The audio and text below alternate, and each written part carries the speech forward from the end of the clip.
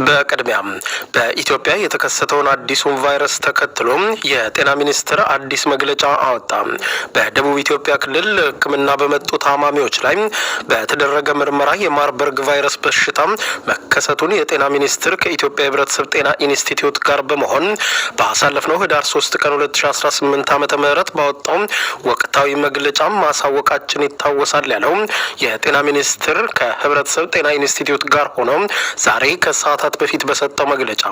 ይህ በሽታ ለመጀመሪያ ጊዜ እንደ አውሮፓውያን አቆጣጠር በ1967 በጀርመን ሀገር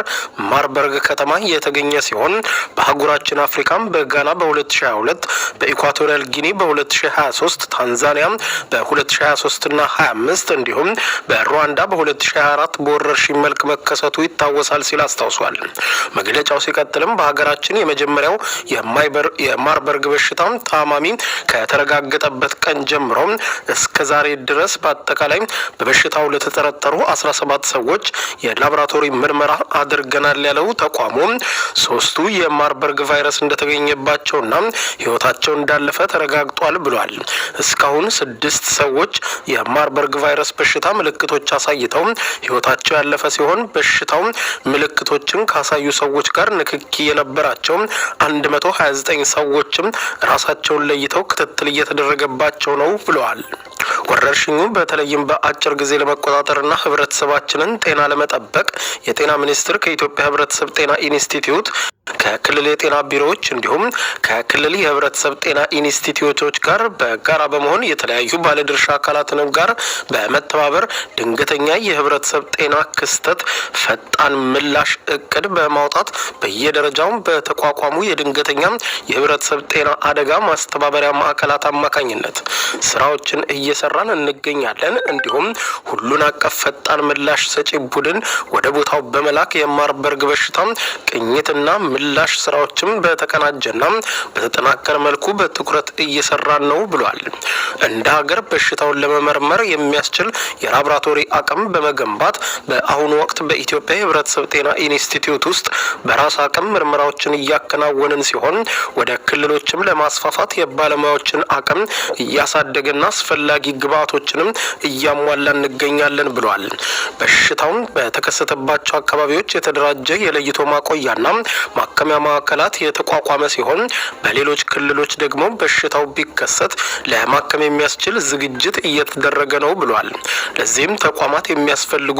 የሕክምና ግብዓቶችን፣ የኢንፌክሽን መከላከያ ቁሳቁሶችን ለማሟላት ጥረት እየተደረገ ሲሆን ወደፊትም እጥረቶች እንዳያጋጥሙ ዝግጅቶች እያደረግን ነው ብሏል።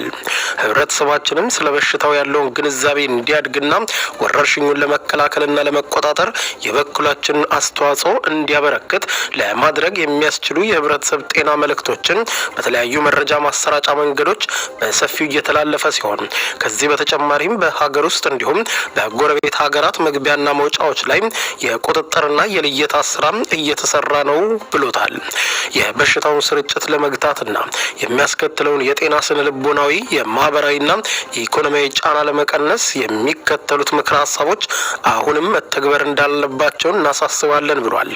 የበሽታው ምልክቶች ከፍተኛ ትኩሳት፣ ብርድ ማለትና